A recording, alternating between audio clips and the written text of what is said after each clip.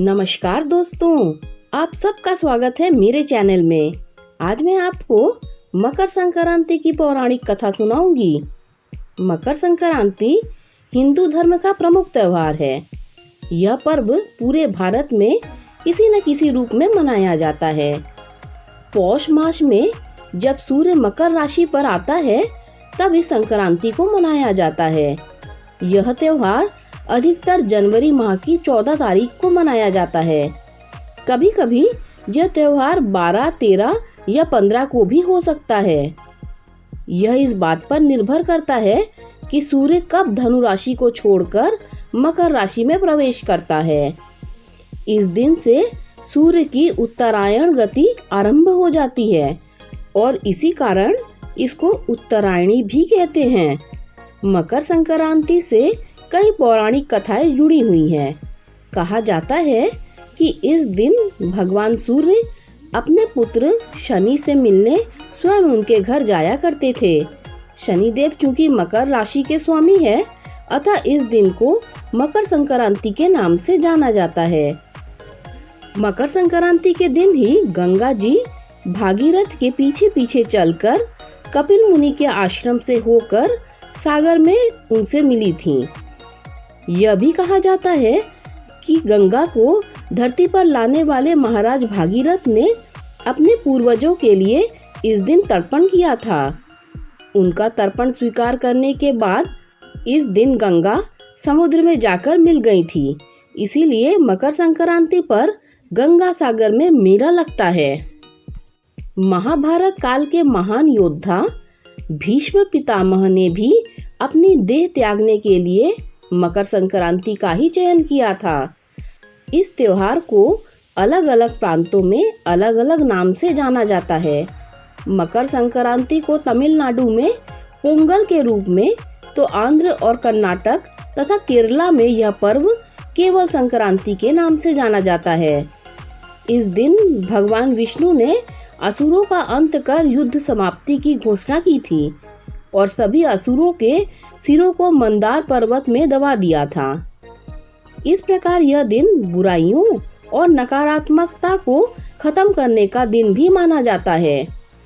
यशोदा जी ने जब कृष्ण जन्म के लिए व्रत किया था, तब सूर्य देवता उत्तरायण काल में पदार्पण कर रहे थे और उस दिन मकर संक्रांति थी। कहा जाता है कि तभी से मकर संक्रांति व्रत का प्रचलन हुआ। मकर संक्रांति के दिन खिचड़ी बनाने की भी परंपरा है। कहते हैं यह शुरुआत गुरु गोरखनाथ जी ने की थी। जनश्रुति के अनुसार खिलजी के आक्रमण के समय संघर्ष कर रहे नाथ योगियों की भोजन संबंधी आवश्यकताओं को पूरा करने के लिए गोरखनाथ ने खिचड़ी का आविष्कार किया था। खिचड़ी खाकर नाथ योगियों ने कड़ा संघर्ष किया और सैनिकों को अपने इलाके से भगाने में सफल रहे।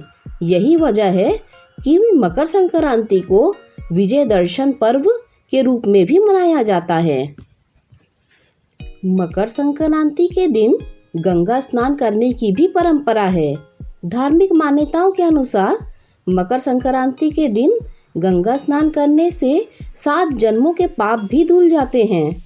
इस दिन गंगा स्नान से जुड़ी बहुत ही महत्वपूर्ण घटना है। मकर संक्रांति के दिन ही मां गंगा ने राजा सगर के 60,000 पुत्रों को मोक्ष प्रदान किया था। पौराणिक कथा के अनुसार राजा सगर अपने परोपकार और पुण्य कर्मों से तीनों लोकों में प्रसिद्ध हो गए थे। चारों ओर उनका ही गुणगान हो रहा था। इस बात से देवताओं के राजा इंद्र को चिंता होने लगी थी कि कहीं राजा सगर स्वर्ग के राजा न बन जाएं। इसी दौरान राजा सगर ने अश्वमेध यज्ञ का आयोजन किया। इंद्रदेव ने अश्वमेध यज्ञ का घोड़ा चुराकर कपिल मुनि के आश्रम में बांध दिया था। अश्वमेध यज्ञ का घोड़ा चोरी होने की सूचना पर राजा सगर ने अपने 60,000 पुत्रों को उनकी खोज में लगा दिया। वे सभी पुत्र घोड़े को खोजते हुए कपिल मुनि के आश्रम तक पहुंचे। वहां पर उन्होंने अश्वमेध का घोड़ा देखा। इस पर उन लोगों ने कपिल मुनि पर घोड़ा चोरी करने का आरोप लगा दिया। इस पर क्रोधित होकर कपिल मुनि ने राजा सगर के सभी 60,000 पुत्रों को श्राप से जलाकर भस्म कर दिया। यह जानकर राजा सगर भागते हुए कपिल मुनि के आश्रम पहुंचे और उनके पुत्रों को क्षमादान देने का निवेदन किया। तब कपिल मुनि ने कहा कि आपके सभी पुत्रों को मोक्ष के लिए एक ही मार्ग है।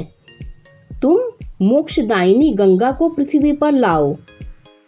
राजा सगर के पोते राजकुमार अंशुमन ने कपिल मुनि के सुझाव पर यह प्रण लिया कि जब तक गंगा को पृथ्वी तक नहीं लाते तब तक उनके वंश का कोई राजा चैन से नहीं बैठेगा। वे तपस्या करने लगे। राजा अंशुमन की मृत्यु के बाद राजा भागीरथ ने कठिन तप से माँ गंगा को प्रसन्न किया।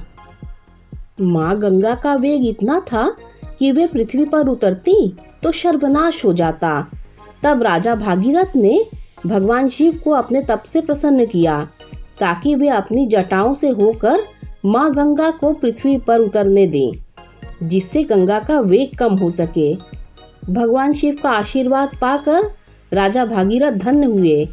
माँ गंगा को अपनी जटाओं में रखकर भगवान शिव गंगाधर बने।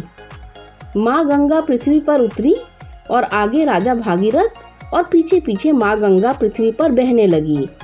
राजा भागीरथ माँ गंगा को लेकर कपिल मुनि के आश्रम तक गए, जहाँ माँ गंगा ने राजा सगर के 60,000 पुत्रों को मोक्ष प्रदान किया।